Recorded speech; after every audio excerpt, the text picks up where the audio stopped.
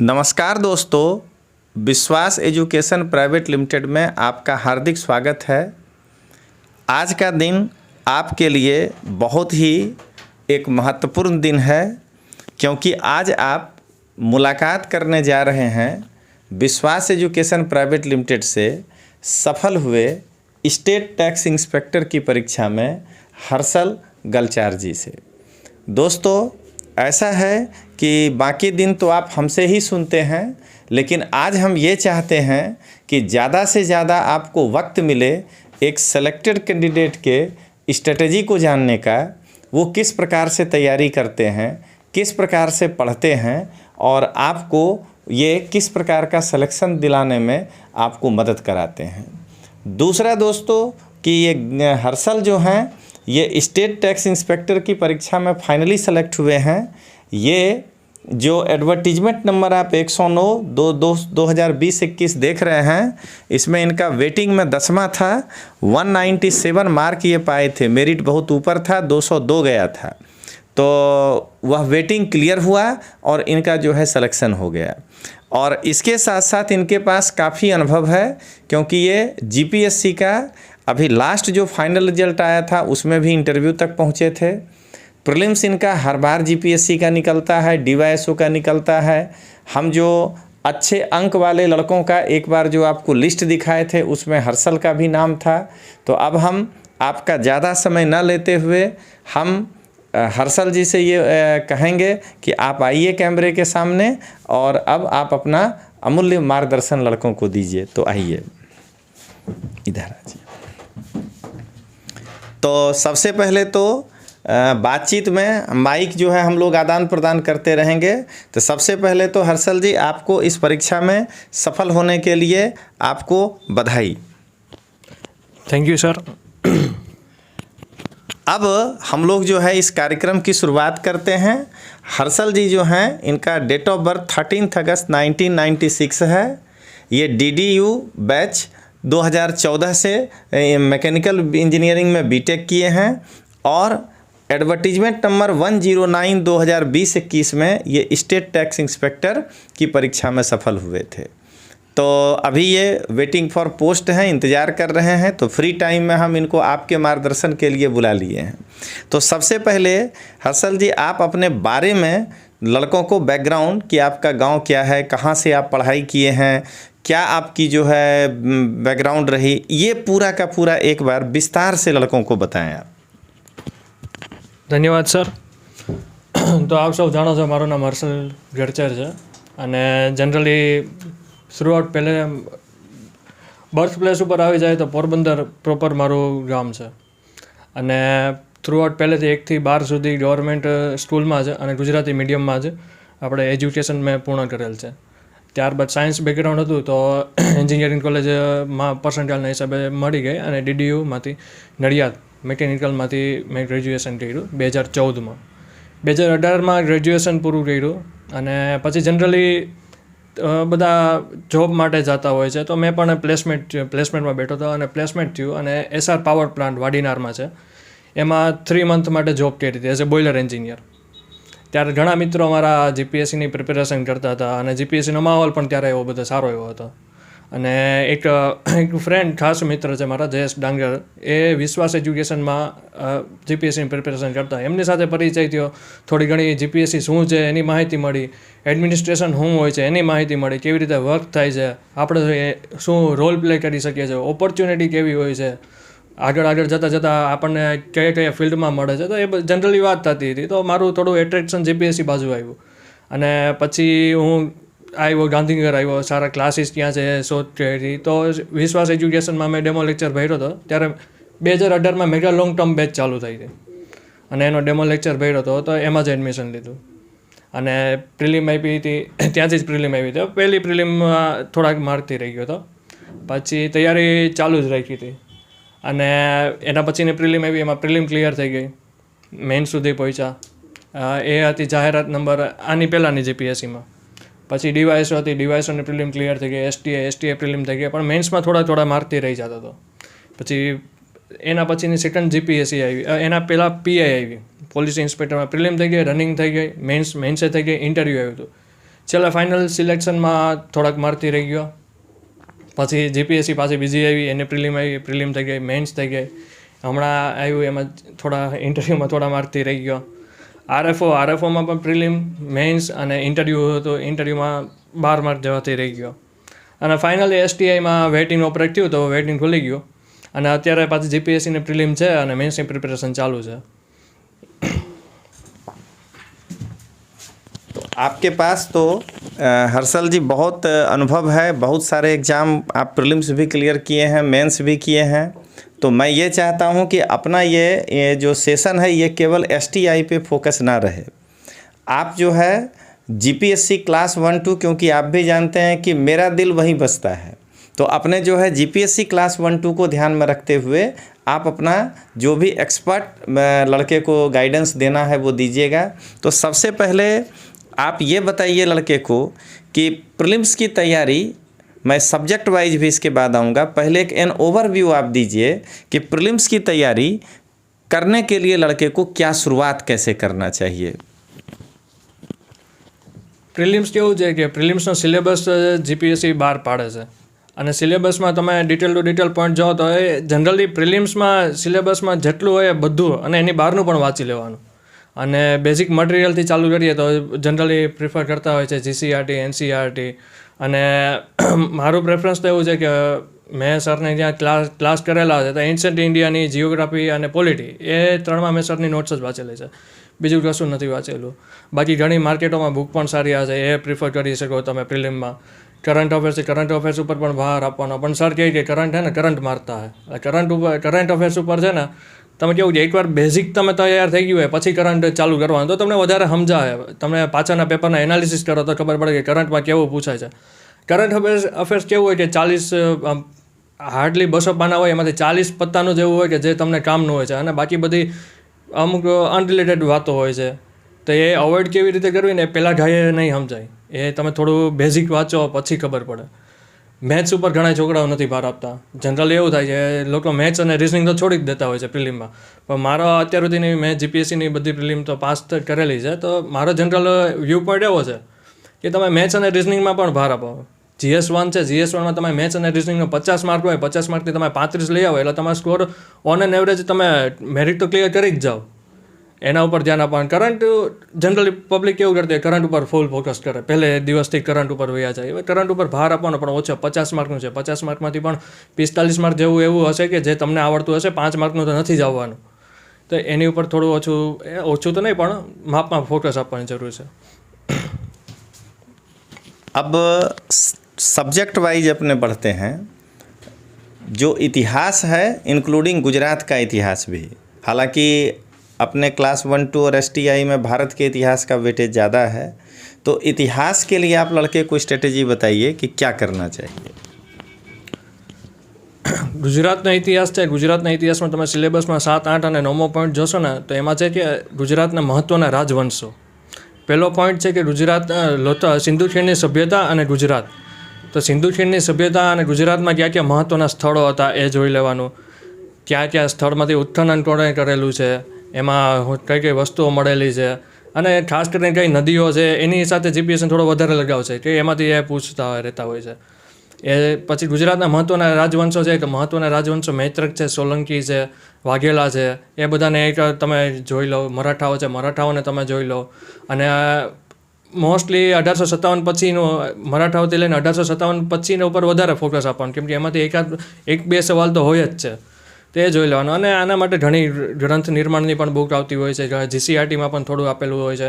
તો થોડું તમે પોતાની નોટ્સ બનાવો અને એમાંથી કરો. વિશ્વાસ એજ્યુકેશનની પણ બુક છે, તો એમાંથી તમે પ્રિફર કરો અને જો અને વાંચતા રહ્યો.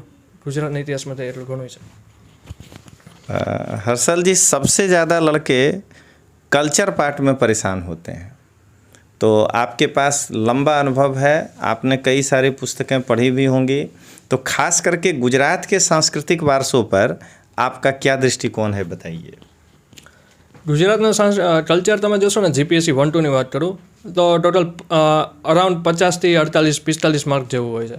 અને એ 45 માર્કમાં લોક સાહિત્ય પણ આવી જાય, લોક સંગીતો આવી જાય છે, પછી કલ્ચરમાં થોડું ભારતનું કલ્ચર પણ આવી જાય છે, અને જીપીએસસીનો વ્યૂ પોઈન્ટ ભારતના કલ્ચર પ્રત્યે બહુ એટલો બધી નથી. તમે જોશો પેપરનું એનાલિસિસ કરો તો 10 ક્વેશ્ચન હોય છે ગુજરાતના ભારતના કલ્ચરના, અને 10 ક્વેશ્ચન કેવા હોય છે કે તમે જો સિલેબસ ટુ સિલેબસ અને ટોપિક વાઇઝ જાઓ ને તો એ 10 ક્વેશ્ચન તમારાથી થઈ જાય, એટલું હાર્ડ નથી પૂછતા. પણ ગુજરાતનું કલ્ચર આવે છે, સૌથી મહત્ત્વની વસ્તુ ગુજરાતનું કલ્ચર. અને ગુજરાતના કલ્ચરમાં જો હું ભાગ પાડું ને તો આદિવાસીનું કલ્ચર એક, અને ગુજરાતનું જે સામાન્ય કલ્ચર છે એ. ગુજરાતનું સામાન્ય કલ્ચર છે એના માટે બુકો ઘણી અવેલેબલ છે. જોરાવરસિંહ જાદવ છે, હસુતાબેન સેદાણી છે. તો ગુજરાતની લોક સંસ્કૃતિ હસુતાબેન સેદાણી અથવા જોરાવરસિંહ જાદવ બંને કોમન જ છે. થોડા ઘણા અંશે ફરક છે, બાકી એ બંનેમાંથી થઈ જાય છે. આદિવાસીનું કલ્ચર છે તો આદિવાસીના કલ્ચર માટેની પણ ગુજરાત માહિતી પ્રકાશન છે એની બુક આવે છે, એમાંથી તમે કરો તો થઈ જાય. તો ગુજરાતનું કલ્ચર એમાંથી કરો એટલે આટલી વસ્તુમાંથી કરો તો તમને 50માંથી અરાઉન્ડ 35 to 40 માર્ક જેટલું તો થઈ જાય. अब जो सबसे डायनामिक सब्जेक्ट है भारत का बंधारण, तो उस पर आप अपना दृष्टिकोण बताइए. और आपके सामने तोमर सर हैं, आपको पढ़ाए भी हैं, तो मैं किस तरह से पढ़ाता हूँ वो भी थोड़ा बच्चे को बता दीजिए. જનરલી ક્લાસમાં કોઈ પણ તોમર સર ભણાવતા બંધારણમાં, તો જનરલી ક્લાસમાં શરૂઆત કેવી રીતે થઈ હતી, કોઈ પણ કરંટની ઘટના પોલિટિકલી ઘટના ઘટેલી હોય અને એમાંથી સર મસ્ત એન્ટીનોટ લેતા અને એનાથી કરંટની શરૂઆત થતી, અને એ સર ભણાવતા અને જે મગજમાં બેસી જતું એ પછી છેલ્લે સુધી રહેતું. અને પોલિટીમાં ઘણી બધી વસ્તુઓ છે, તમે કન્સિડર કરી શકો કે બહુ બધી બુકો પણ માર્કેટમાં અવેલેબલ છે. પણ સિલેબસ ટુ સિલેબસ જાઓ ને તો લગભગ બધા પોલિટીના ક્વેશ્ચન કવર થઈ જાય છે. અને ભારતની રાજવ્યવસ્થા અને બંધારણ બંને છે, ખાલી ભારતનું બંધારણ નથી. જીપીએસસીમાં સિલેબસમાં જે ચાલુ થાય છે ભારતની રાજવ્યવસ્થા અને બંધારણ. તો રાજવ્યવસ્થાના ઘણા ટોપિકો છે, ગવર્નન્સને એ લોકો ભૂલી જતા હોય છે. એ ગવર્નન્સ માળખું કેવું હોય છે, બંધારણ તો છે જ આખું બંધારણ છે, બંધારણના આર્ટિકલ છે, અનુસૂચિઓ છે, એ યાદ રાખી લો. રાષ્ટ્રપતિને કોઈ પણ બુક લ્યો અને એ ચાલુ કરી દો વાંચવાનું તો એ તમને મળી જ જશે. પણ રાજવ્યવસ્થા છે, રાજવ્યવસ્થાનું પણ ધ્યાન આપવું જરૂરી છે. अब पेपर 1 में सबसे ज़्यादा महत्व का जो मैथ रीजनिंग आप बता रहे हैं, तो उसमें तो तोमर सर कभी पढ़ाते ही नहीं हैं और पढ़ाए भी नहीं हैं. तो उसमें आप अपने हिसाब से लड़के को गाइड करिए कि गणित और रीजनिंग के लिए जो नॉन साइंस बैकग्राउंड का लड़का है उसको क्या ट्रिक अपनाना चाहिए. અહીંયા છે ને ઘણા બધા વિદ્યાર્થીઓ છે ને ભૂલ કરી લેતા હોય છે કે સિલેબસ જોઈએ ને, સિલેબસના બધા ટોપિક ઉપર છે ને એ એકદમ પ્રહાર કરવા જાય કે આ બધા ટોપિક હું કરી નાખું, રિઝનિંગના અને મેથ્સના. હવે તમે સિલેબસ જો કે જીપીએસસી ટાઈમ તો 3 કલાકનો કરી નાખ્યો છે, પણ તમે જોશો તો 50 માર્ક છે, 50 માર્કમાંથી તમે 50 ક્વેશ્ચન સોલ્વ ના જ કરી શકો 3 કલાકમાં. કોઈ હશે એવા વિદ્યાર્થીઓ હશે જે એકદમ ટોપર હોય અને એ કરી શકે, પણ તમે એમાંથી સિલેક્ટિવ અમુક ટોપિક સિલેક્ટ કરો કે જે તમને આવડતા હોય, જેમાં તમારી રુચિ હોય ને જેમાં જીપીએસસીમાંથી ક્વેશ્ચન પૂછાતા પણ છે. લસા ગુસાનો ક્વેશ્ચન છે તો એ દર વખતે જીપીએસસીમાં આવે છે. પ્રવાહનો ક્વેશ્ચન છે એ પણ આવતા હોય છે. રિઝનિંગ અને ખાસ કરી લો, રિઝનિંગમાં જે પઝલ્સ છે, બ્લડ રિલેશન્સ છે, તો આ બધા ટોપિક તમે કરી લો. પછી દિશા ડાયરેક્શન હોય છે, ડાયરેક્શન કરી લો. એટલે તમારા રિઝનિંગ જનરલી 10 થી 15 માર્કનું હોય છે, તો તમારા 15 માર્ક તો ત્યાં સેફ થઈ ગયા, કેમ કે રિઝનિંગ છે ને ઇઝી હોય છે અને નોન સાયન્સ બેકગ્રાઉન્ડ હોય એના માટે પણ થઈ જાય છે. હવે જે મેથ્સ છે, મેથ્સની વાત કરું તો મેથ્સમાં અમુક ટોપિક છે જેમાં તમારે થોડી વધારે વાર લાગે અને કે તમારે એકદમ થિયરી પ્રમાણે જવું છે, જેમ કે પ્રોફિટ છે, લોસ છે. તો એમાંથી તમે અમુક સિલેક્ટ કરો કે ના આમાંથી કયા ટોપિક કરવા જેવા છે, જે તમને ફાવતા હોય, તમને એમ લાગે કે ના મારા ત્યાં સોલ્વ થઈ જશે, ગમે એવો પણ સમ આવે. કેમ કે બેન્કિંગ અને એની એક્ઝામમાં કેવું હોય છે કે ઘણા ક્વેશ્ચન ટ્રીકવાળા હોય છે, પણ જીપીએસસીમાં મારો જ્યાં સુધી અનુભવ છે ત્યાં સુધી ટ્રીકવાળા ક્વેશ્ચન નથી આવતા. તમારે એકદમ ટ્રેડિશનલ મેથડથી સોલ્વ કરવા પડે. તો એમાં તમે ટોપિક સિલેક્ટ કરો, એ ટોપિકનો પ્રેક્ટિસ કરો. માર્કેટમાં ઘણી બધી પબ્લિકેશનની બુકો અવેલેબલ છે મેથ્સ માટે. તમે ઓનલાઈન જોશો તો ઓનલાઈન પણ તમને ઘણું મટીરિયલ મળી જાય છે. તો તમે એ સોલ્વ કરો અને સોલ્વ કરીને તમારે પ્રેક્ટિસ વધારો એટલે તમારે મેથ્સ અને રિઝનિંગ હું માનું હોય ને ત્યાં સુધી જીપીએસસીમાં જ્યાં સુધી છે પ્રિલિમમાં, તો સ્કોર કરવા માટેનો એક બેસ્ટ વસ્તુ છે, કેમ કે એ તમારું મેરિટ 20 થી 25 માર્ક જનરલી ઉપર લઈ આવી દે છે. अब मैं आपसे सबसे डायनामिक सब्जेक्ट जो पेपर 2 में इंडियन इकोनॉमी है, उसमें आप इस एंगल से बच्चों को बताइए कि बेसिक इकोनॉमिक्स शुरू करने के लिए उनको क्या करना चाहिए, इकोनॉमिक्स में करंट की जो भूमिका है तो उसको कैसे ये कोरिलेट करें, और इकोनॉमिक सर्वे ऑफ इंडिया और ख़ास करके योजना मैगजीन तो इसकी क्या भूमिका है, इसको साथ में लेकर आप बताएं। ઇકોનોમિક્સનો ફાળો પણ GS2 પેપરમાં 50 માર્ક અરાઉન્ડ હોય જ છે. ક્યારેક વધુ ઘટતું થાય પણ વેટેજ એટલું અરાઉન્ડ તો હોય જ છે. ઇકોનોમિક્સની શરૂઆત 11-12ની NCERTથી તમે કરી શકો, કેમ કે ઇકોનોમિક્સ વસ્તુ એવી છે કે ટર્મિનોલોજી ઉપર આધારિત છે. એના તમે જ્યાં સુધી ટર્મિનોલોજી તમને ખબર ના પડે ત્યાં સુધી તમને ઇકોનોમિક્સમાં કંઈ સમજ ના પડે. અને 11-12ની NCERTથી શરૂઆત કરો, GCERTથી શરૂઆત કરો. NCERTથી શરૂઆત કર્યા પછી તમે કરંટ વાંચવાનું ચાલુ કરો અને 50 માર્ક હોય છે. 50 માર્કમાંથી લગભગ 35 થી 40 માર્ક ઇકોનોમીમાં બેઝિક જ હોય છે. અને તમે જોશો તો તમને કન્સેપ્ટ ખબર હશે તો એ ઇકોનોમિક્સના ક્વેશ્ચન સોલ્વ થઈ જ જશે. ઘણા ક્વેશ્ચન હોય છે કે CRR વધે તો મની લિક્વિડિટી ઉપર શું અસર થાય છે, SLR વધે તો શું અસર થાય છે, અને આ ક્વેશ્ચન રિપીટ થાય છે. એવું નથી કે એક જ વાર પૂછાણો, આ રિપીટ થાય છે. બેન્કિંગ રેગ્યુલેશન એક ક્યારે આવ્યો તો થોડું ફેક્ટ પણ હોય છે ઇકોનોમીમાં. પછી ફિઝિકલ ડેફિસિટ અને એના ઉપર પણ સવાલ હોય છે કે રાજકોષીય ખાધ એટલે શું, એ ઓપ્શન આપેલા હોય છે. તો એ બધા ટોપિક તમે જે સિલેબસમાં છે એના તમે 11-12ની GCERT અથવા NCERT પ્રમાણે જાઓ અને સોલ્વ કરો. પછી આવો તમે કરંટ ઉપર, કેમ કે કરંટમાં એટલું ડાયનેમિક્સ છે ઇકોનોમી કે કાંઈક ને કાંઈક મુદ્દો તો હોય જ છે. તમે ઇન્ડિયન એક્સપ્રેસ વાંચતા હોય કે કોઈ પણ મેગેઝિન વાંચતા હોય, વિઝન વાંચતા હોય, ઇન્ડિયન એક્સપ્રેસ વાંચતા હોય, દ્રષ્ટિ વાંચતા હોય, કોઈ પણ ક્રોનિકલ વાંચતા હોય, કોઈ પણ મેગેઝિન વાંચતા હોય, પણ કરંટ આવવાનું જ છે ઇકોનોમિક્સનું. અને એ કેવું છે કે જ્યાં સુધી તમને બેઝિક શું છે એ ખબર ના હોય ને ત્યાં સુધી ના ખબર પડે. હવે ભારતનું ફોરેક્સ રિઝર્વ છે એ આટલા $1 બિલિયન વધી ગયું અને સેકન્ડ નંબર ઉપર આવી ગયું, પણ હવે તમને ફોરેક્સ રિઝર્વમાં શું વસ્તુ છે એ ખબર ના હોય ત્યાં સુધી તમને ના સમજાય. એટલે પહેલાં બેઝિક ક્લિયર કરો, પછી તમે કરંટ ઉપર આવો. અને ઇકોનોમિક્સનું કરંટ કેવું છે કે જે તમને હે ને થોડા આંકડાકીય માહિતી હોય એ યાદ રાખવામાં ઘણી અઘરી પડે. મારો એ વીક પોઈન્ટ છે કે મને આંકડાકીય માહિતી યાદ ના રહે, પણ તમે યાદ રાખો થઈ જાય. અને આંકડાકીય માહિતીના સવાલો પણ GPSCએ પૂછવાનું તો ઓછું કર્યું છે. હવે આ તો થઈ પ્રિલિમની વાતો. હવે યોજના મેગેઝિન અને ઇકોનોમિક સર્વે. હવે ઘણા કેવું છે કે હમણાં ઇકોનોમિક સર્વે આવેલું છે, તો ઘણા છોકરાઓ અત્યારથી છે ને ઇકોનોમિક સર્વે આખું પહેલેથી લઈને છેલ્લે સુધી વાંચવાનું ચાલુ કરી દે. પણ તમે કોસ્ટ બેનિફિટ રેશિયો જાઓ ને. ઇકોનોમિક સર્વેમાંથી GPSC પૂછે તો શું પૂછે, એ કોઈ થિયરી આપણે બારબેલ થિયરી છે એ ઇકોનોમિક સર્વેમાં આવેલી છે, તો GPSC સીધી એ થિયરી નથી પૂછવાની. એ શું પૂછવાની છે કે ફિઝિકલ ડેફિસિટનો ટાર્ગેટ શું છે, પછી ભારતના કયામાં વધારે ફિઝિકલ ડેફિસિટ છે, કયામાં ખાધ ઓછી છે, કયા સેક્ટરનો ગ્રોથ કેટલો છે, GDP કેટલો છે, આવા ક્વેશ્ચનો આવે છે. અને આ બધી માહિતી છે ને તમે ઇકોનોમિક સર્વેની સમરી વાંચો ને તો પણ તમને મળી જાય. હું નથી માનતો કે તમારે વોલ્યુમ 1 અને વોલ્યુમ 2 જે 2 છે અને સ્ટેટ ઓફ ધ ઇકોનોમી આખા વાંચવા પડે. અને એટલો ટાઈમ પણ નથી હોતો જનરલી, કેમ કે તમે એક સબ્જેક્ટ કરવા બેહો તો તમારે બાકી બધીનું છૂટી જાય.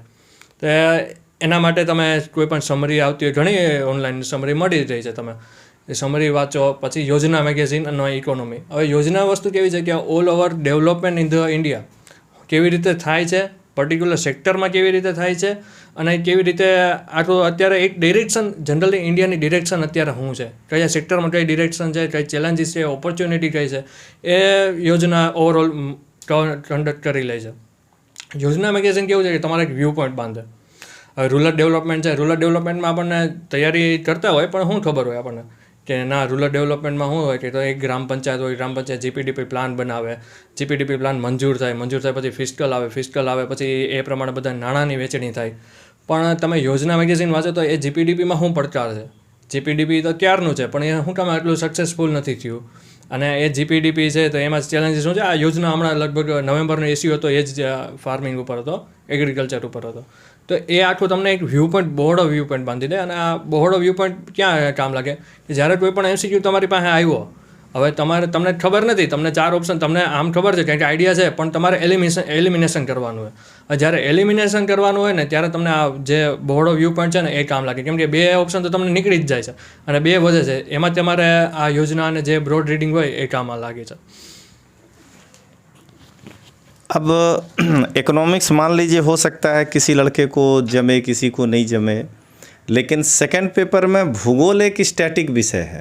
भारत के भूगोल में करंट आता है लेकिन फिजिकल. तो भूगोल पर क्या आपका राय है, किस तरह से तैयारी कराना चाहिए, और तोमर सर आपको कैसे कराए थे, मैं अपने विषय पे ही आपसे पूछता हूँ बार बार, तो उसके बारे में बताइए. જનરલી જિયોગ્રાફી હોય છે, જિયોગ્રાફીમાં એમ તો GPSCના સિલેબસમાં 3 આપેલું છે, ભૌતિક ભૂગોળ છે, ઇન્ડિયાની ભૂગોળ છે અને ગુજરાતની ભૂગોળ છે. વિશ્વ ભૂગોળ છે પણ એટલું નથી પૂછતા, એકાદ ક્વેશ્ચન હોય છે, એ પણ મેપ બેઝ ઉપર હોય છે, કયું ક્યાં આવેલું છે અને જનરલી એવું હોય છે.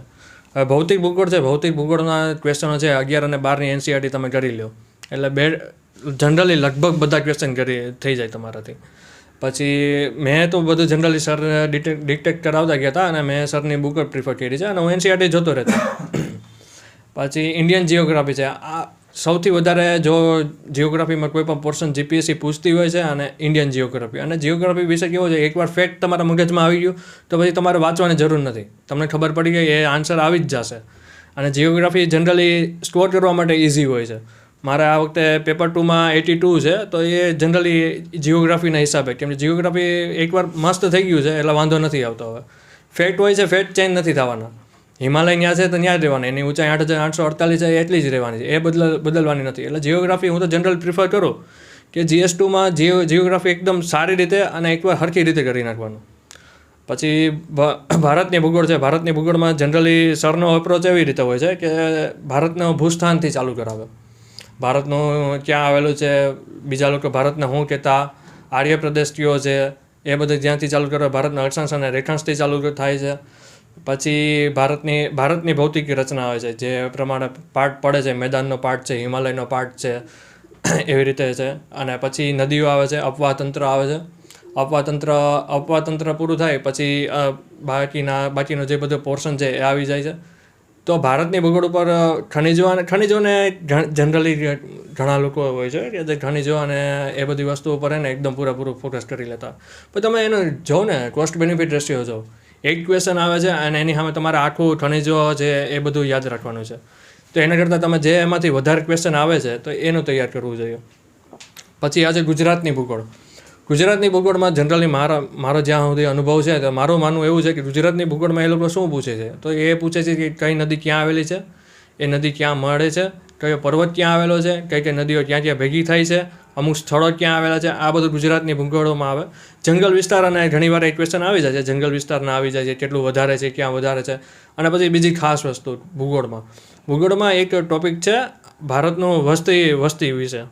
આ બહુ બધા લોકો અવોઇડ કરતા હોય છે, પણ એમાંથી 2-3 ક્વેશ્ચન હોય જ છે. ગુજરાતના પણ હોય છે, ભારતના પણ હોય છે.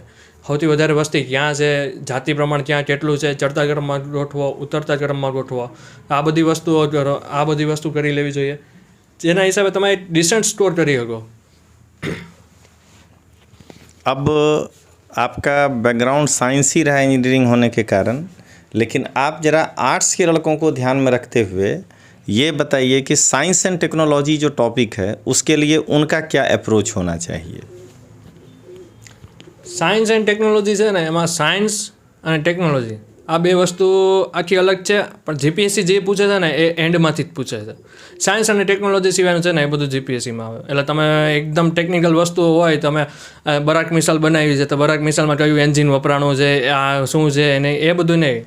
જનરલી હવે ટ્રેન્ડ સેટ જ થઈ ગયો છે કે સાયન્સ એન્ડ ટેકનોલોજીમાં છે ને ડિફેન્સમાં ક્યાં નવી મિસાઇલો આવેલી છે, મિસાઇલો આવી છે તો એની કેટલી મારક ક્ષમતા છે, કયા નવું યુદ્ધ જહાજ ક્યાં છે, ક્યાં મૂકવામાં આવ્યું છે, કોણે બનાવ્યું છે, ક્યાંયથી કોઈ નવો કરાર કરવામાં આવ્યો હોય રડારનો કે એ તો રડાર કોની હારે બનાવવામાં આવેલું છે, એ રડારની રેન્જ કેટલી છે, એ આ બધું ડિફેન્સમાં આવી ગયું. પછી બીજી વસ્તુ સાયન્સ અને ટેકનોલોજીમાં આવે છે ને એ સ્પેસમાંથી આવે છે. ઈસરોએ કેટલા ઉપગ્રહો ક્યાં મૂક્યા છે, છેલ્લો ઉપગ્રહ કયો હતો, એની વિશેષતા કઈ હતી, બેન્ડ્સ કેટલા છે, કયા બેન્ડ્સમાંથી શું ફાયદો થવાનો છે, એ બધું. અને ત્રીજો કોઈ ટોપિક હોય ને તો હવે થોડું આ લોકો કરંટમાં વિજ્ઞાન અને ટેકનોલોજીમાં બાયોલોજી તરફ વળ્યા છે થોડું, કે બાયોલોજીના પણ થોડાક ટોપિક હોય છે. તો બાયોલોજી માટે તમે 10મા સુધીની કોઈ પણ બુક હોય છે એ કરી લ્યો એટલે તમારે સાયન્સ અને ટેકનોલોજીમાં વાંધો ના આવે. પણ સાયન્સ એન્ડ ટેકનોલોજીમાં ટ્રેન્ડ થોડોક એવો છે કે કરંટ ઉપર વધારે ફોકસ કરે છે. કરંટમાં કોઈ પણ ઘટના બનેલી હોય છે તો એના ઉપર એ લોકો 1-2 ક્વેશ્ચન એના ઉપરથી વધારે હોય છે. अब प्रीलिम्स का तो जो आपने बताया, मुझे लगता है कि यदि विद्यार्थी फॉलो करेंगे तो कभी फेल करेंगे ही नहीं किसी भी एग्ज़ाम में. अब ज़रा आप गुजराती और अंग्रेजी ये जो 2 कंपलसरी विषय है तो उस पर क्या अप्रोच होना चाहिए, क्योंकि लड़के ज़्यादातर परेशान उसी विषय में होते हैं. तो सेपरेट करके बताइएगा, पहले गुजराती के कुछ पॉइंट में व्याकरण में क्या है और अंग्रेजी के ग्रामर में क्या करना है. ગુજરાતી તમે મેન્સમાં જોશો ને તો મેન્સમાં પહેલાં 3 પેપર હોય છે ને એ તમારું મેરિટ નક્કી કરી નાખતા હોય છે. પહેલાં 3 પેપર GS1 ગુજરાતી, ઇંગ્લિશ અને એસે, અને આ 3 પેપરમાં જો સારો સ્કોર થઈ ગયો ને તો તમે એમ માની શકો કે તમે આવી જશો એમ મેરિટમાં, આરામથી આવી જશો. કેમ કે generally most of the time હે ને કેન્ડિડેટ્સ આખો દિવસ GS વાંચવાની કરતા હોય, GS 1, 2 અને 3 એમાં ઉપર વધારે ફોકસ કરી દે, અને ગુજરાતી, ઇંગ્લિશ અને એસેને હાવ એકદમ નેગ્લેક્ટ કરતા હોય છે. ગુજરાતી ઉપર આવું તો ગુજરાતીમાં ગ્રામર ઉપર આવું. જનરલ કેવું થાય કે ગ્રામર છે ને ગુજરાતીમાં માણસો ટાઈમ જ એક વીકનો હોય છે ને ત્યારે ગુજરાતી ચાલુ કરે છે, અને ગ્રામર ત્યારે ચાલુ કરે છે. થાય છે કેવું કે એ બધું જે હોય છે ને એકદમ ક્વિક રીડિંગ હોય છે, તો એટલું બધી ખબર ના પડે, વાંચ્યું ના વાંચ્યું, અમુક ટોપિક રહી ગયા છે, અમુક ટોપિક નથી થયા, અને પછી પરીક્ષામાં એમને જવાનું અને એક લેક ઓફ કોન્ફિડન્સ થઈ જાય. એનાથી શું થાય કે તમને અમુક ક્વેશ્ચન આવડતા હોય તો પણ ના થાય. અને ટાઈમ મેનેજમેન્ટ ગુજરાતીના પેપરમાં તો હમણાં છેલ્લી 2-3 GPSC મારે તો પ્રોબ્લેમ થાય છે, ઘણા બધા કેન્ડિડેટને પ્રોબ્લેમ થાય છે. ટાઈમ મેનેજમેન્ટ નથી થતું, 10 માર્કનું છૂટી જાય, 20 માર્કનું છૂટી જાય, તો એ તમારા જો છેલ્લા ફાઇનલ મેરિટ હોય તો એમાં કેટલી બધી ઇમ્પેક્ટ કરે. 10 માર્કનું છૂટી જાય એટલે મેરિટની બહાર કરી દે. ગ્રામર ઉપર ઘણા ફોકસ નથી કરતા, તો ગ્રામર ઉપર ફોકસ કરવાનું ચાલુ કરવું છે. અને એમાં 15 ગ્રામરમાં ડિસ્ટન્સ સ્કોર 15 થી 17નો તમે રાખી શકો કે 15 થી 17 માર્ક જેટલા આવી જાય ને તો તમે ઓન એન એવરેજ તમારા જ્યાં તૂટેલા છે પોઈન્ટ, લેખિતમાં જ્યાં તૂટ્યા છે એ તમે ગ્રામરમાં કવર કરી શકો. ગ્રામરમાં કેટલા પોઈન્ટ હોય છે તો કે કહેવાતો હોય છે. કહેવાતો માટે ભાષા નિયામકની એક બુક આવે છે, એમાં કહેવાતો વધારે છે, 700 થી 800 છે. પણ એમાં તમે જોવો ને તો 2-3 પેજ ફેરવશો એટલે તમને ખબર પડી જાય કે અમુક કહેવાતો જ તમારે યાદ રાખવાની જરૂર છે, બાકી તો આ જનરલી આવડતી હોય છે. પછી રૂઢિપ્રયોગો માટે પણ ભાષા નિયામકની બુક છે, એ કરી લેવાની. સંધિ જોડો અને સંધિ છોડો, આ 2 વસ્તુ કેવી છે કે તમારે એક વખત નજર નાખી હોય તો તમારા આ 2 ટોપિક થઈ જાય. 2 માર્કનું હોય છે, સંધિ જોડો અને સંધિ છોડો. તેમાંથી તમે આરામથી 2માંથી 2 તો સ્કોર કરી શકો. સંધિ છે, અલંકાર છે, છંદ છે, સમાસ છે, આ ટોપિક કેવા છે તમે એકવાર કરેલા હોય ને તો તમારા એમાંથી માર્ક ના જાય. સંધિ, સમાસ, અલંકાર અને છંદ, ટોટલ 8 માર્કનું થઈ ગયું. 8 માર્ક તમારે ઇઝીલી સ્કોર થઈ જાય. પછી આ છે જોડણી. જોડણી કેવો વિષય છે કે એકદમ બ્રોડ વિષય છે. કોઈ પણ કેન્ડિડેટ જાય તો એમ ના કહે કે મારી બધી જોગણી બધી સાચી જ હશે. એ લોકોનો પૂછવા માટેનો બહોળો અવકાશ છે. જોગણી માટે જે અમુક શબ્દો હોય છે જે લાગતું હોય કે શાર્દુલ વિક્રીડિત છે, સુશ્લિષ્ટ છે, તો એવા બધા શબ્દો ઉપર ધ્યાન આપી અને એ બધા શબ્દો ઉપર થોડાક એવા ઓડ શબ્દો જોવાના કે જે પૂછવાની શક્યતાઓ વધી જાય. પછી વાક્યના પ્રકારો છે અને એનો ઉપયોગ છે. તો વાક્યના પ્રકારો તમે જોઈ લો પ્રેરકમાંથી કેવી રીતે બનાવવાના, કર્તરીનું કર્મણી કેવા, ભાવેનું કેવી રીતે બનાવવાનું, તો તમારા 2 માર્ક ઇઝીલી સ્કોર થઈ જાય. વધેલા જે અમુક ઓડ વસ્તુઓ છે, જોડણી છે, પછી કહેવાતો અને રૂઢિપ્રયોગ, ઘણી વખત એવું થાય કે આપણે વાંચેલું હોય પણ આપણે એટ એ ટાઈમ રિકોલ ના કરી શકતા હોય, તેમાં તમારા માર્ક જવાની શક્યતા છે. પણ એને સિવાયનો જે તમારો પોર્શન્સ છે એ તમે કવર કરી લો તો તમારે ગ્રામરમાં ડિસન્ટ સ્કોર કરી શકો. અને ગ્રામરમાં કેવું છે, ફેક્ટરી છે એકદમ. તમારે 1 માર્ક તમને આવડે છે, 1 માર્ક તમારે કન્ફર્મ છે. વર્ણનાત્મક કેવું છે, તમે લખેલું છે, હા તમારી રીતે તમારો વ્યૂ પોઈન્ટ સાચો છે, પણ એમાં સબ્જેક્ટિવિટી નથી. પણ ગ્રામરમાં ઓબ્જેક્ટિવિટી છે. તે તમે ગ્રામરમાં કરશો એટલે તમારે માર્ક તો આવી જ જશે. સેમ એવી રીતે ઇંગ્લિશમાં છે. ઇંગ્લિશ ગ્રામરમાં છે તો કે ઇડિયમ્સ છે, અને ઇંગ્લિશ ગ્રામર કમ્પેરેટિવલી ગુજરાતી કરતાં સહેલું છે, કેમ કે એમાં તમને ઓપ્શન્સ આપે છે. તમે 2 ઓપ્શન્સ એલિમિનેટ કરો તમને ખબર છે કે 2 આન્સર શું કરી શકે. ઇંગ્લિશ ગ્રામરમાં છે ટેન્સ છે, ઇડિયમ્સ છે, ફ્રેસીસ છે, ડાયરેક્ટ ઇનડાયરેક્ટ છે, એક્ટિવ પેસિવ છે, કન્જક્શન છે, આ આટલા પોઈન્ટ્સ છે. અને એ બધામાંથી કોઈ પણ તમે પ્રકાશનની બુક ઉઠાવો અને કોઈ પણ કરો, બધામાં સેમ જ હશે, ગ્રામર ચેન્જ નથી થવાનું. પણ જેટલી પ્રેક્ટિસ તમે વધારે કરો છો, અમુક ઓડ વસ્તુઓ હોય છે કે જે એકદમ અપવાદો કહીએ ને, તો અપવાદ હોય છે. અપવાદો વધારે GPSC પૂછવાનું છે. મને યાદ છે ડીવાયસો 2018માં એક પૂછાણું હતું, અપવાદ જ પૂછાણું હતું, તો મેંગો સ્વીટ સોર એવું હતું. અને લગભગ કેન્ડિડેટનું ખોટું પડ્યું હતું, કેમ કે GPSC અપવાદ પૂછે તો આવા અપવાદો તમે ધ્યાન રાખો અને આવા અપવાદો ઉપર કામ કરો તો તમે ગ્રામરમાં એક ડિસન્ટ એવો સ્કોર કરી શકશો. અને જનરલી ઇંગ્લિશ ગ્રામરમાં તો ઘણા કેન્ડિડેટ છે જેને ઇંગ્લિશ સારું પણ હોય છે. જો આમાં એક બાયસ છે નથી કે ના હું ઇંગ્લિશ બેકગ્રાઉન્ડવાળો નથી તો મારે ના સ્કોર થઈ ગયા. મારું બેકગ્રાઉન્ડ ઇંગ્લિશ છે જ નહીં. મેં પહેલેથી લઈને 12મા સુધી બધું ગુજરાતીમાં કરેલું, તો આ વખતે GPSCમાં મારે 84 ઇંગ્લિશમાં માર્ક હતા. તેવું કોઈ બાયસ છે જ નહીં કે તમે ગુજરાતી મીડિયમમાંથી હો તો તમારે ઇંગ્લિશમાં માર્ક ના આવે, કે તમે ઇંગ્લિશ મીડિયમમાંથી હો તો ગુજરાતી મીડિયમમાં માર્ક ના આવે. માર્ક આવે જ છે, પણ તમારે અમુક સેક્ટર છે આઈડેન્ટિફાઈ કરવા પડે. એમાં તમારે જોવું પડે ક્યાં તમે ખેંચી શકો છો, ક્યાં તમારી સ્ટ્રેન્થ છે, ક્યાં તમારી વીકનેસ છે, તો તમે સારો એવો સ્કોર કરી શકો.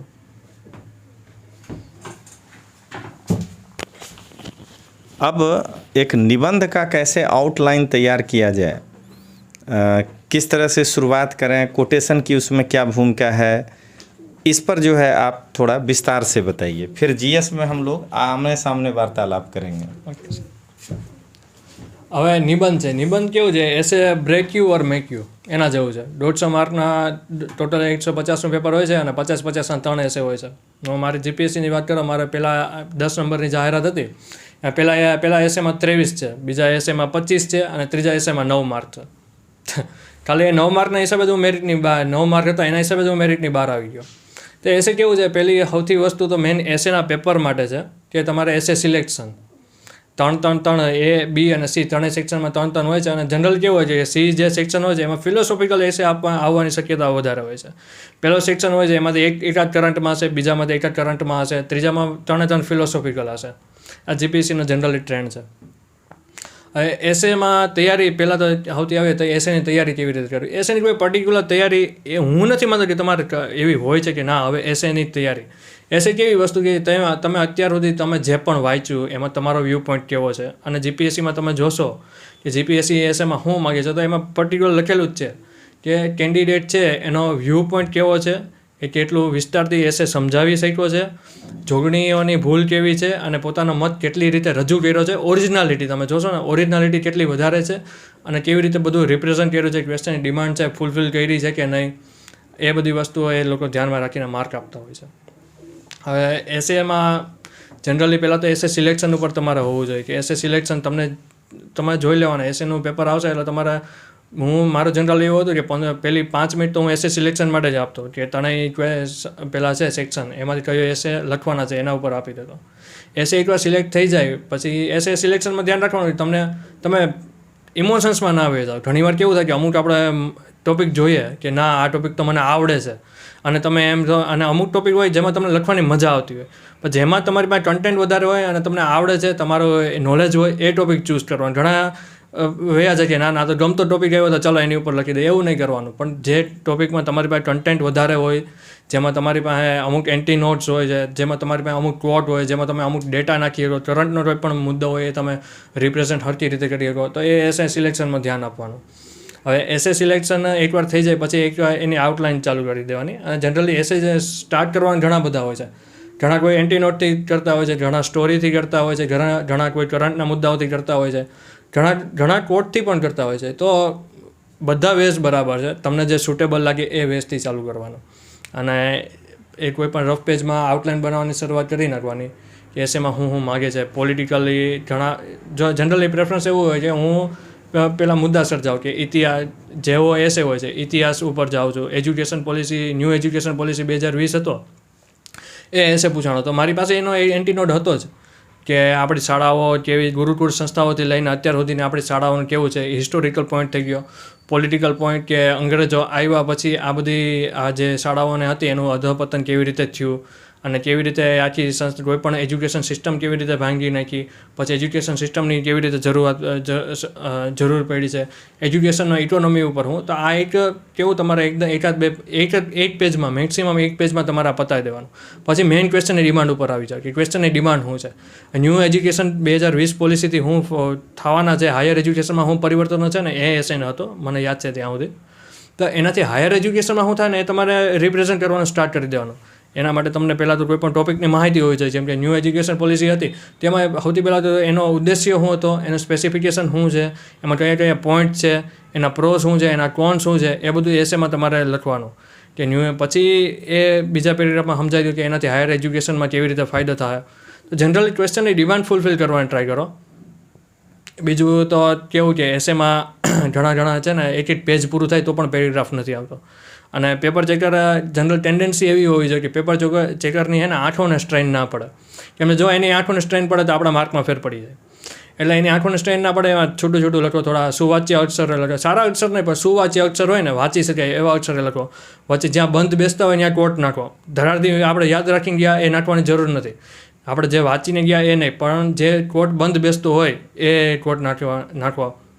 અને એસેને એવી રીતે કમ્પ્લીટ કરો. અને ટાઈમ મેનેજમેન્ટ બહુ અગત્યનું છે કે તમને પહેલાં 2 એસે આવડે, તમે લખી નાખ્યા મસ્ત, પણ પછી ખબર પડી કે હવે અડધી કલાક વહી હતી અને અડધી કલાકમાં ત્રીજો આખો એસે લખવાનો હોય તો તમારા માર્ક ઉપર બહુ ઇફેક્ટ થાય. અને એસેમાં તમે થોડું કરંટ નાખવાની ટ્રાય કરો અને થોડો મુદ્દા એવી રીતે રાખો કે બાયસ ના થઈ જવાનું કે હાલો ન્યૂ એજ્યુકેશન પોલિસી 2020 લખી તો આપણે બધું સારું લખીને જ આવ્યું એવું નહીં કરવાનું કે બધા ગુડ પોઈન્ટ્સ આવી ગયા પણ બેડ પોઈન્ટ્સ આપણે થોડું એ જોવાનું કે એના બેડ પોઈન્ટ શું છે, એમાં સુધારો. પછી ખાલી એવું નહીં કે બેડ પોઈન્ટ લખી નાખવાનો, એમાં સુધારાનો અવકાશ શું છે એ પણ જોવાનું. અને તમારો હોલિસ્ટિક વ્યૂ લાગવો જોઈએ. એવું નહીં કે આ છોકરાને એક જ બાજુની ખબર છે, બીજી બાજુ હાવ અગિયાર છે, એવું ના લાગવું જોઈએ. ટૂંકમાં એક એસે છે ને તમારો એઝ એ એસ્પિરન્ટ તમારો વ્યૂ કેવો છે અને કેવું તમે વાંચીને આવેલા છો ને એ રિપ્રેઝેન્ટ કરે. તો એ બાબતો થોડી ધ્યાનમાં રાખવાની. એસે માટે તમારે કેવું કે ઇન્ડિયન એક્સપ્રેસમાં આર્ટિકલ આવતા હોય તો ઇન્ડિયન એક્સપ્રેસના આર્ટિકલો વાંચવાના થોડા, એમાંથી એન્ટી નોટ્સ હોય એન્ટી નોટ્સ મળી જવાનું. અને ન્યૂઝપેપર વાંચવાનું રાખવાનું કે જનરલી કેવા એડિટોરિયલ આવતા હોય એડિટોરિયલ ખાસ વાંચવાના, કેમ કે એનાથી તમારે વ્યૂ પોઈન્ટ પણ થાય. એ એસેમાં જનરલી બહુ કામ લાગે. હવે એથિક્સના એસે આવેલા તો એથિક્સના એસેમાં કેવું કે તમે તૈયારી ના કરો, એથિક્સ તમે વાંચ્યું જ હોય નો ડાઉટ, પણ તમે ethics as a question point ઓફના વ્યૂથી વાંચેલું હોય. એ આખો કોઈ ઇન્ટિગ્રિટીવાળો એસે આવ્યો તો હવે તમે એમાં શું લખો? એમાં તમારી પાસે જો તમારી પાસે એડિટોરિયલ વાંચેલા હોય અને તમે ક્યાંક બીજું પણ વાંચેલું હોય તો તમને એ કામ લાગે. તો એનાથી એસે એટલે એડિટોરિયલ વાંચવાનું રાખવાનું ન્યૂઝપેપરનું. अब हम लोग जीएस के तीनों पेपर पे जरा आपसे खंड वाइज लड़कों को मतलब आप बताइए कि हिस्ट्री मेंस में जो प्रश्न आ रहे हैं पेपर 1 में जो 200-200 शब्द में लिखते हैं तो उस पर क्या अप्रोच होना चाहिए?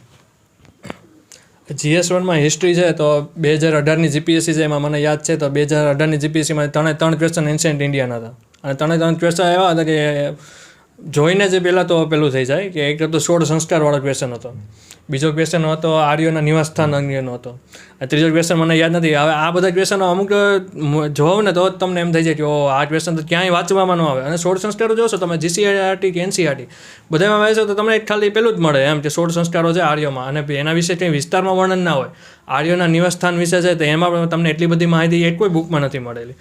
તો જનરલી બધા કેન્ડિડેટ્સ છે એન્શિયન્ટ ઇન્ડિયામાં તો આ લોકોની 2018ના પેપરમાં થોડું પૂછ્યું હતું, પણ તોમર સરે તો આ બધી એકદમ પ્રાચીન કાળ એકદમ સરસ રીતે કરાવેલો હતો, એટલે એ ત્યારે તો વાંધો ના આવ્યો.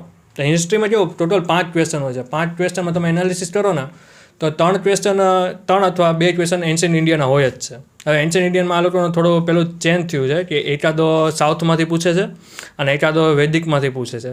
ક્યારેક આ લોકોનો મન થઈ જાય તો એકાદો ગુજરાતમાંથી પણ પૂછી નાખે છે. હવે ટોટલ 5માંથી 1 ક્વેશ્ચન ગુજરાત ઉપર હશે ને હશે જ, એ તો કન્ફર્મ છે કે એક ક્વેશ્ચન ગુજરાત ઉપર હોય છે અને બાકીના 1 ક્વેશ્ચન હોય છે મોડર્ન ઉપર.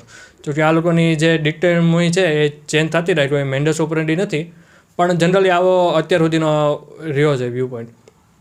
તો એસેમાં જનરલી તમે મેન્સમાં તો એકદમ સિલેબસ વાઇઝ જ જવાનું, કંઈ વધારાનું વાંચનનું નહીં રાખવાનું. કે એસેમાં શું છે વૈદિક સભ્યતાઓ છે તો વૈદિક સભ્યતાઓ છે તો એનું થોડું તૈયાર કરી લ્યો. તમને બધા સિલેબસના બધા ટોપિક ઉપર તમે એક પેજ ભરી આવ્યો એટલી તો તમારી પાસે કન્ટેન્ટ હોવું જ જોઈએ.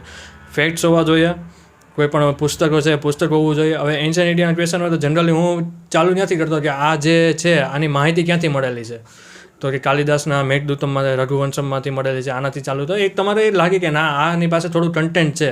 જે પેપર ચેક કરતા હોય તમારો આન્સર થોડો જુદો પડી જાય બાકી બધાના પેપરોથી, તેને થોડું લાગે કે આની પાસે છે. પછી જનરલી મોડર્ન ઇન્ડિયામાં તો હમણાં એવું છે કે સુધારા ઉપર વધારે છે.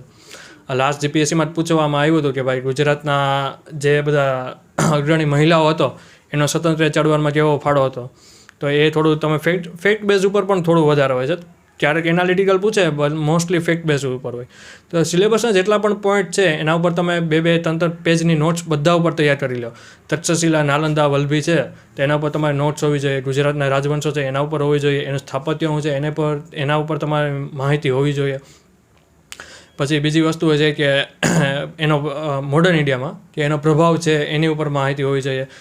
મોડર્ન ઇન્ડિયામાં હિંદ છોડો આંદોલન છે તો હિંદ છોડો શરૂ થવાનું કારણ, એની અસરો, શું કામે આટલું સસ્ટેન લાંબુ ના કરી શક્યું, એનાથી સોસાયટીમાં શું ઇફેક્ટ થઈ છે, ક્યાં લોકોએ ભાગ લીધો છે, તો એ બધી વસ્તુઓ તમારે થોડું ધ્યાનમાં રાખીએ. અને થોડું કેવું જોઈએ આપણે જ્યારે વાંચતા હોય ત્યારે કંઈક ક્વેશ્ચન ફ્રેમ કરવાનો કે આમાંથી આ પૂછાઈ શકે અને એવી રીતે ચાલુ કરવાનું. બીજું કે ટાઈમ મેનેજમેન્ટ. હિસ્ટ્રી કેવું છે કે હિસ્ટ્રીમાં તમને ફેક્ટ્સ યાદ હોય તમે લખવા બેસો તો ઓછું પડે, પણ આપણો ટાઈમ જોઈ અને ક્વેશ્ચનની ડિમાન્ડ છે એ ફૂલફિલ કરવાની ટ્રાય કરવાની અને ક્વેશ્ચનની ડિમાન્ડ પ્રમાણે જવાનું. अब फिर से वही समस्या है लड़कों को, गुजरात का कल्चर. तो उसके मेंस का और भूगोल में जो प्रश्न का ट्रेंड है वो हम आप समझ पा रहे हैं, लड़के नहीं समझ पा रहे हैं। तो थोड़ा उस पर प्रकाश डालिए कि किस तरह से क्वेश्चन आते हैं। હવે પહેલાં ગુજરાત ભૂગોળ ઉપર જાય તો ભૂગોળમાં કેવું છે કે તમે ગુજરાતની ભૂગોળની ખાસ વાત કરો કે જનરલી છેલ્લી 3-4 જીપીએસસી હું જોઉં છું ત્યાં સુધી એક ક્વેશ્ચન ગુજરાતની પ્રાકૃતિક ભૌતિક ભૂગોળ ઉપર આવે ને આવે જ છે. ગુજરાતના ભૌતિક ભૂગોળો છે એમાં નદીઓ, આઈ થિંક એકાઉન્ટ ઓફિસર હતું એમાં નદીઓનું ઉદ્ગમ સ્થાન એનો ક્વેશ્ચન હતો. પછી એની પહેલાંની 10 નંબરની જાહેરાત હતી મેઇન્સ, એમાં હતું કે ગુજરાતનો જે કચ્છનું રણ છે એની વિશેષતાઓ શું છે એના ઉપર એક ક્વેશ્ચન હતો. તો ગુજરાતમાં તમે જોઈ લો કે ત્યાં ક્વેશ્ચન આવે છે, જંગલો ઉપર પીઆઈમાં ક્વેશ્ચન પૂછાડો તો ગુજરાતના જંગલો ઉપર નોંધ લખો. તો તમે જોઈ લો કે ક્યાં ક્વેશ્ચન આવે છે, ગુજરાતની ભૂગોળ છે એમાં ક્યાંથી ક્વેશ્ચન આવે છે. કેમ કે એ તમારું જે બ્રોડ રીડિંગ છે ને એને એકદમ કોસ્ટ બેનિફિટ રેશિયો ઉપર છે ને વયું જવાનું મેઇન્સ ઉપર, કે આમાંથી ક્વેશ્ચન પૂછાય તો આટલા પોઈન્ટ્સ તો તૈયાર હોવા જ જોઈએ. ગુજરાતની વસ્તી છે, વસ્તી ઉપર શું અસરો છે, ચાઇલ્ડ સેક્સ રેશિયો કેટલો છે, એનું જાતિ લિંગ પ્રમાણે ક્યાં ક્યાં વધારે છે, ઘટ્યું છે, એના કારણ શું છે, આ બધી વસ્તુની તમારી પાસે એક પેજની નોટ હોવી જોઈએ. તો તમારે કોઈ પણ ક્વેશ્ચન આવે તો તમારે ટેકલ કરવામાં ફાયદો રહેશે. હવે કલ્ચર ઉપર આવે. કલ્ચર કેવી વસ્તુ છે? કલ્ચર બહુ બ્રોડ વસ્તુ છે, અને કલ્ચર બ્રોડ એટલી વસ્તુ છે કે તમે આખું જીપીએસસીમાં એ વાંચવા બેહો તો પણ પૂરું ના થાય. પણ તમે ક્વેશ્ચનનો ટ્રેન્ડ જોવાનો કે ક્વેશ્ચનનો ટ્રેન્ડ કેવો છે કે ના ભાઈ એક ક્વેશ્ચન ગુજરાતની ભાતીગળ સંસ્કૃતિ છે એની ઉપર પૂછે છે. તો ભાતીગળ સંસ્કૃતિમાં શું આવે છે? કટાવકામ આવે છે. કલા અને સંસ્કૃતિમાં કટાવકામ આવે છે, મોતીકામ આવે છે, પછી કાચના ચિત્રો છે, એસટીએમાં તો કાચના ચિત્રો છે એવા એ પૂછે છે, તો એના ઉપર જવાનું. કટાવકામ હમણાં જ પૂછાણું હતો. પછી બીજી વસ્તુ કે એ લોકો હવે સીધું નથી પૂછતા કે કટાવકામ છે એ શું છે, એની વિશેષતાઓ છે, પણ થોડું એનાલિટિકલ વ્યૂ પોઈન્ટથી પૂછે છે. તે કટાવકામ છે તો એની અસરો શું છે, એના ઉપર કેનો પ્રભાવ છે. પછી 10 નંબરની જાહેરાતમાં આઈ થિંક એક ક્વેશ્ચન હતો કે માતાની પછેડી અને પિથોરા છે તો એ બે વચ્ચેની સામ્યતાઓ અને ભિન્નતાઓ દર્શાવો. હવે આમાં તમારી પાસે માતાની પછેડી એ ખબર હોવી જોઈએ અને પિથોરામાં જે છે એ સામ્યતા અને ભિન્નતા. આમાં ક્વેશ્ચન નથી શું છે, એની સામ્યતાઓ અને ભિન્નતાઓ કેવી રીતે અલગ છે એ દર્શાવવાની. તો થોડું તમે એ રીતે વાંચો, થોડું તમારું એ માઇન્ડ દોડાવવાની કોશિશ કરો.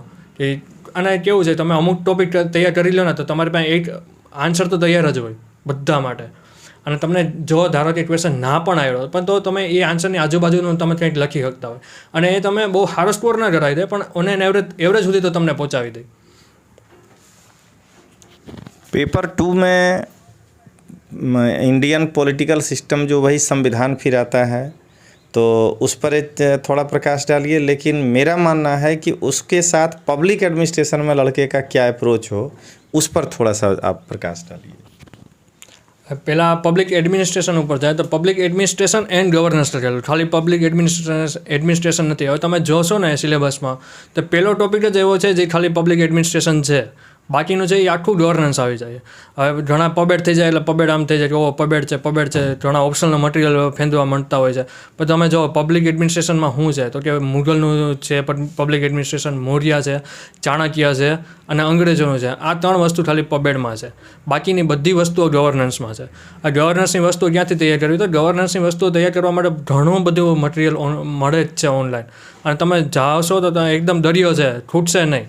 પણ એમાંથી સિલેબસ પ્રમાણે જવાનું, કે ગવર્નન્સ ઉપર જાઓ, ગવર્નન્સ ઉપર ઘણું છે. ઘણા કે સેકન્ડ ARC વાંચી લો, સેકન્ડ ARCના એક રિપોર્ટ 300 પેજના છે, અને તે એની તમે સમરી વાંચવા જાઓ ને તો એ 50 પેજ માંડ થાય.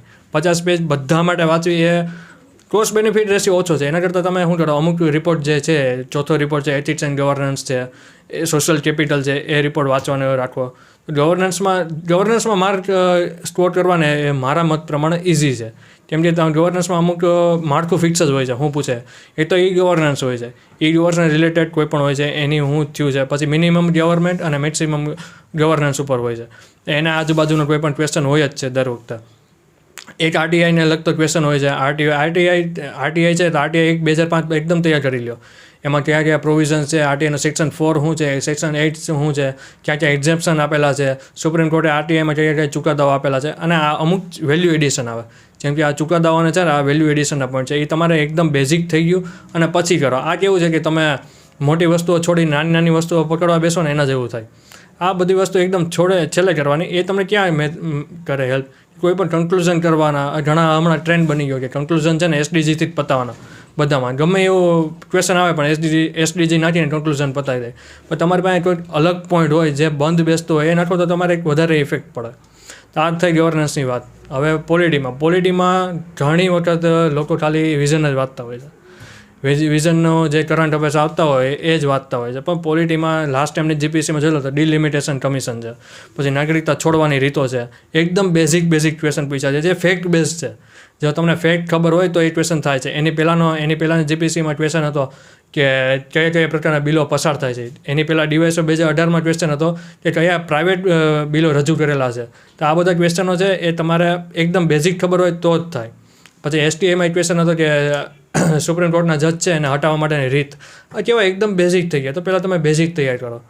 બેઝિક તમારે બધા થઈ જાય. ઇમરજન્સી છે, ઇમરજન્સીમાંથી 2 પૂછાઈ ગયા. 42માં અને 44માં બંધારણીય સુધારો મોસ્ટ ઇમ્પોર્ટન્ટ છે, એ પૂછાઈ ગયા. ભારતનું સંઘીય માળખું છે એમાંથી ક્વેશ્ચન આવી શકે. એમાં એક અલગથી ટોપિક જ છે રાજ્યપાલ અને તેને લગતા મુદ્દાઓ. તો એ તૈયાર કરી લ્યો. રાજ્યપાલના શું છે, પૂંચી કમિશનની શું ભલામણ છે, સરકારી કમિશનની શું ભલામણ છે, એ બધું તમે તૈયાર કરી લો. નવા કોઈ બંધારણીય સુધારા આવેલા છે એ તૈયાર કરી લો. અને એ જનરલી પહેલાં બેઝિક પોલિટીમાં જવાનું અને પછી જો ટાઈમ હોય તો વેલ્યુ એડિશન ઉપર આગળ વધવાનું. अब एक सबसे नए सब्जेक्ट पर अपने चर्चा करते हैं. एथिक्स में लड़के का अप्रोच क्या होना चाहिए, इस पर बताइए. એથિક્સમાં જીપીએસસીનો સિલેબસ અને યુપીએસસીનો સિલેબસ છે ને એમ જોવા જાવ ને તો યુપીએસસીમાંથી થોડો કટ કરીને લીધેલો છે. આખો યુપીએસસીનો સિલેબસ નથી લીધો, કટ કરીને લીધેલો છે. અને એથિક્સ અને ગવર્નન્સ આ બેના ઘણા ટોપિક એવા છે જે બેના સેમ જ છે. હવે એથિક્સ એકદમ સિમ્પ્લિફાઈડ કરીને જીપીએસસી મૂકેલું જ છે સિલેબસમાં. કયા ટોપિક કરવાના છે. ટોપિકમાં છે એક તો એટીટ્યુડ વલણ છે, પછી નૈતિકતા અને નૈતિક શું છે, પછી મૂલ્યો શું છે, એ બધા ટોપિક છે. તો આ બધે તમે કોઈ પણ બુક લ્યો, કોઈ પણ ગમે બુક હોય, પ્રકાશન હોય છે, એમાંથી આ બધા ટર્મિનોલોજી તૈયાર કરો. ટર્મિનોલોજી તૈયાર થઈ જાય પછી એ બધાના એક્ઝામ્પલ અમુક તૈયાર કરો. કેમ કે ઘણી વખત એથિક્સમાં કેવું હોય છે તમારા એક્ઝામ્પલથી ઉદાહરણ આપવાના હોય છે. તો એ તૈયાર કરી લ્યો. પછી એથિક્સમાં પોઈન્ટ ટુ પોઈન્ટ જાઓ. અને આરટીઆઈ અને આરટીઆઈ છે એ એથિક્સમાં પણ છે અને ઈ ગવર્નન્સમાં જ છે. તો આ આરટીઆઈ અને ઈ ગવર્નન્સ બેમાંથી ગમે એક કરી નાખાય, કે એથિક્સમાંથી અથવા તો પબેટમાંથી, બેમાંથી એક કરી નાખવાનું અને એ જાઓ. સિલેબસ પ્રમાણે જાઓ છો તો એથિક્સમાં એકદમ ઇઝી છે. આ ઘણી વખત કેવું થાય છે લોકો ડીઓન્ટોલોજી લઈને બેસી જાય છે, ટીલિયોલોજી લઈને બેસી જાય છે, થિંકર્સ વાંચવા માટે. પણ એથિક્સનો એક નાનકડો એવો પાર્ટ છે જે જીપીએસસીના સિલેબસમાં છે પણ નહીં. આ બધું તમને નો ડાઉટ હેલ્પ કરે પણ કોસ્ટ બેનિફિટ રેશિયો જોઉં તો બહુ ઓછો છે. अब पेपर 2 में आपने पेपर 1 में इकोनॉमिक्स विस्तार से बताया, लेकिन मेंस पॉइंट ऑफ व्यू से इकोनॉमिक्स का स्ट्रेटेजी क्या होना चाहिए? જનરલી પેપર 3 છે એ તો ઇકોનોમિક્સના 5 ક્વેશ્ચન જેવા હોય છે. 5માંથી 2 ક્વેશ્ચન તો એકદમ બેઝિક જ હોય છે. જે બેઝિક એટલે જે ટ્રેડિશનલ કહેવાય ને, આપણે ટ્રેડિશનલ જ હોય છે. આની હમણાં એસટીઆઈ હમણાં જ લેવાની. એમાં ક્વેશ્ચન હતો કે કયા પ્રકારના બિલો છે. બિલો પેલો ટ્રેઝરી છે, ટી બિલ છે, એ છે કયા પ્રકારના છે. મની માર્કેટ ઉપર હતો ટૂંકમાં.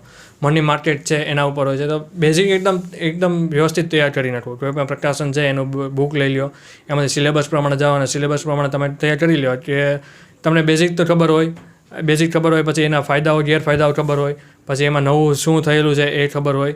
એ ટૂંકમાં ઇકોનોમિક્સમાં એ ખબર હોવી જોઈએ. પછી એના 2 ક્વેશ્ચન હોય તો 2 ક્વેશ્ચન કેવા હોય છે જનરલી ઘણી વાર કરંટ ઉપર પણ હોય છે અને ઘણી વાર એવું છે જે કરંટમાં નથી હોતું તો પણ પૂછે છે. જેમ કે હમણાં એક ક્વેશ્ચન હતો જીપીએસસીમાં મેન્સમાં જ હતો, પબ્લિક ડેટ મેનેજમેન્ટ એજન્સી. એ પબ્લિક ડેટ મેનેજમેન્ટ એજન્સી એ કરંટમાં એટલો બધી જગ્યાએલો મુદ્દો પણ નહોતો, તો પણ જીપીએસસીએ પૂછ્યો હતો. તો તમારે સિલેબસમાં છે એને થોડો વિસ્તારમાં જાઓ અને ક્યાં ટોપિક એમાં આવરી લેવામાં આવે છે એના ઉપર તમે નોટ્સ તૈયાર કરી લો. એટલે કોઈ પણ ક્વેશ્ચન આવે તો તમે ટેકલ કરવામાં વાંધો ના રહે. अब साइंस एंड टेक्नोलॉजी और करंट आपने प्रीलिम्स में ही कहा कि सिनोनिम्स है, तो दोनों को साथ लेते हुए, क्योंकि तीसरा टॉपिक करंट है, उस पर क्या अप्रोच होना चाहिए ये बताइए. પહેલાં તો સાયન્સ અને ટેકનોલોજી ઉપર છે. સાયન્સ અને ટેકનોલોજીમાં કેવું હોય છે મોસ્ટલી કરંટ બેઝ ઉપર જ પૂછાય છે. મારો જ્યાં સુધી છે કરંટ બેઝ અથવા તો કોઈ પણ થોડી જૂની વસ્તુ હોય છે એ પૂછાય છે. કોઈ પણ એવું નથી કીધું કે ના બાર્ક છે તો બાર્ક શું છે અને એના વિશે જણાવો એવું ક્યારેય નથી પૂછાયેલું. હા, ઘણીવાર સંસ્થા પૂછાય છે કે ઈસરો છે અને ઈસરોના હમણાં કયા મિશનો લોન્ચ કરી રહ્યા છે અથવા ઈસરોનો હું ફાળો છે એવું પૂછાય છે. બાકી કારણ હમણાં જનરલી જીપીએસસીનો ટ્રેન્ડ છેલ્લા કેટલાક સમયથી એવો છે કે એક ડિફેન્સનો ક્વેશ્ચન હોય છે, LCA તેજસ હોય છે અથવા તો કોઈ સબમરીન હોય છે એ હોય છે. તો તમે સાયન્સ એન્ડ ટેકનોલોજી વાંચતા હોય ને તો હવે એ ચાલુ કરી દો કે આ બધા LCA તેજસ છે તો LCA તેજસ શું કામે લાવવામાં આવ્યું. તો જનરલી બધાને એની પ્રિલિમ પોઈન્ટ ઓફ વ્યૂ તો ખબર હોય કે ભાઈ એની મારક ક્ષમતા આટલી છે, આ છે જે છે. પણ LCA તેજસ લાવવા માટેનો સૌથી મેઇન રીઝન એ હતું કે MiG-21 છે એ ઉડતી કોફિન કહેવાતું. એ ઉડતી કોફિન કહેવાતો. બીજો હતો આપણે કાવેરી એન્જિનનો મુદ્દો હતો. અને એ બધી તમારે થોડી ખબર હોવી જોઈએ. અને થોડું આ કેવી વસ્તુ કોઈ બુકમાં ના હોય પરંતુ કોઈ પણ ન્યૂઝમાં આવેલું હોય તો આ મુદ્દાઓ એમાં એક્સપ્લેન કરેલા હોય તો એ થોડું વાંચવાનું રાખવાનું. બીજું કે સિલેબસના જે પણ ટોપિક છે એ બધા તો તમારી પાસે હોવા જ જોઈએ. એના ઉપર તમારી નોટ્સ તો મિનિમમ 1 પેજની તો તમારી પાસે હોવી જ જોઈએ. ઈસરો છે, DRDO છે, એ બધી સંસ્થાઓ છે, એ બધી સંસ્થાઓમાં હમણાં રિફોર્મ્સની વાત હાલે છે. હમણાં એ બધી સંસ્થાએ નવા બિલ લાવ્યા છે, જાણે નવી સ્ટ્રેટેજી છે તો એના વિશે તમારે માહિતી હોવી જોઈએ. અને કોઈ પણ નવી પોલિસી આવે છે તો નવી પોલિસીની તમારે માહિતી હોવી જોઈએ. એનાથી તમારે સાયન્સ એન્ડ ટેકનોલોજી તો જનરલી કવર થઈ જ જાય છે. કરંટ ઉપર આવે છે. કરંટ ઉપર હવે મેઇન્સ આખી અલગ છે. હવે કરંટમાં જે નાના મુદ્દાઓ હતા એ નાના મુદ્દાઓ જે પ્રિલિમના પોઈન્ટ ઓફ વ્યૂથી યાદ રાખવાના હતા એ તો તમારે યાદ રાખવાના છે જ નહીં. મોટા મુદ્દાઓ છે. ઉડાન 2.0 આવી હતી એ છે. પ્રધાનમંત્રી આત્મનિર્ભર યોજના હતી એની અંદર શું હતા. પછી મોબિલિટી કાર્ડ છે એ પૂછવાનું હતું. તો એવી મોટી મુદ્દાઓ છે જે ગવર્મેન્ટના ઇનિશિયેટિવ છે. National digital health card mission છે, જે નવા મોટા ઇનિશિયેટિવ છે એના ઉપર ભાર આપવાનો. આ જનરલી કેવું છે, યોજના મેગેઝિન છે એના ઉપર આ બધી કવર થઈ જ જાય છે. આમ છતાં પણ ન્યૂઝપેપરમાં આવેલું હોય છે તો કોઈ પણ મુદ્દો આવેલો તો એની તમે પ્રોઝ છે, કોન્સ છે, વે ફોરવર્ડ છે એની નોટ્સ બનાવી લ્યો. અને મિનિમમ 6 મહિનાનું તો કરંટ વાંચી જ લેવાનું કોઈ પણ એક્ઝામ માટે. જીપીએસસીની કોઈ પણ એક્ઝામ માટે 6 મહિના કરંટ કરવાનો. એમાં પણ છેલ્લા 3 મહિનાને એકદમ રૂથલેસલી કરી નાખવાનું, જેથી કરંટના તમારે અને કરંટ કેવું છે તમારા માર્ક ખેંચી શકો. જેમાં તમને ફેક્ટ્સ ખબર હોય અને થોડું એનાલિટિકલ ખબર હોય ને કરંટમાં સારા એવા માર્ક્સ સ્કોર કરી શકો. अंत में तोमर सर जो 4 सब्जेक्ट पढ़ाते हैं, इतिहास, भूगोल, संविधान और साइंस एंड टेक्नोलॉजी, उस पर कुछ आप प्रकाश डाल दीजिए लास्ट में. મેં જનરલી 2018માં તૈયારી ચાલુ કરી ત્યારે મને કાંઈ સિવિલ સર્વિસ વિશે કે કોઈ સબ્જેક્ટ વિશે કાંઈ આઈડિયા નહોતો. પણ આને કેવું છે, તમે સાયન્સ બેકગ્રાઉન્ડમાંથી આવતો હોય ને તમે હ્યુમેનિટીના સબ્જેક્ટમાં ઇન્ટરેસ્ટ જાગવો ને બહુ અઘરી વસ્તુ છે કે તમે ના જનરલી સેટ થઈ શકો. કેમ કે આમાં ફેક્ટ નથી, આમાં કોઈ પણ બ્લેક ઓર વ્હાઇટ નથી, આમાં ગ્રે એરિયા છે. એ સારી બાજુ પણ હોય, ખરાબ બાજુ. એમ તમારે થોડું થિંકિંગ પણ કરવાનું હોય છે. તમને બધા વ્યૂ ખબર હોવી જોઈએ કે ભાઈ ના તમે થોડા ન્યુટ્રલ હોવા જોઈએ, સેક્યુલર હોવા જોઈએ. અને આ બધી વેલ્યુઝ છે ધીરે ધીરે તમારે પ્રિપેરેશનમાં તમારે ઇમ્પાક્ટ થાય. અને ઇમ્પાક્ટ થવા માટે એક ગાઈડન્સ અને એક સારી એવી તમારે કોઈ ઓથોરિટી હોવી જોઈએ જે તમને પ્રોપર દિશામાં જઈ શકે. તો એના માટે તોમર સર મને તો મેં અહીંથી મારા માટે તો એકદમ બેસ્ટ લાગ્યું છે કે હિસ્ટ્રી છે. હિસ્ટ્રીમાં સરની નોટ્સ મોર દેન ઇનફ છે. એન્શિયન્ટ ઇન્ડિયામાં મેં સરની નોટ સિવાય અને મોડર્નમાં મેં સરની નોટ સિવાય કાંઈ વાંચ્યું નથી. કેમ કે મધ્યકાલીન પૂછાતું નથી એટલે હું વાંચતો નથી. પણ એન્શિયન્ટ અને મોડર્નમાં મેં સરની નોટ સિવાય કાંઈ નથી વાંચ્યું. જિયોગ્રાફીમાં સેમ, પોલિટીમાં પણ સેમ.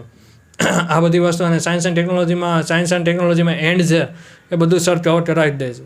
जनरली सर ने नोट सिवाय બીજું કંઈ પ્રિફર નથી કર્યું. तो अब जो है हम लोगों का ये सेशन ख़त्म हुआ है और हम उम्मीद करते हैं और भगवान से ये प्रार्थना करते हैं कि अगली बार जो है हर साल जीपीएससी के क्लास 1-2 में, हालांकि पिछली बार भी ये इंटरव्यू तक पहुंच गए थे, तो अब एसटीआई के तरीके आकर के आपको मार्गदर्शन नहीं दें. अगला जीपीएससी में पोस्ट कोई भी हो लेकिन टॉप 10 के अंदर आकर के, हम यही भगवान बुद्ध से प्रार्थना करते हैं कि टॉप 10 के अंदर आकर के और तब आपको मार्गदर्शन देने आए. इसी के साथ ये सेशन पूरा होता है. थैंक यू, धन्यवाद.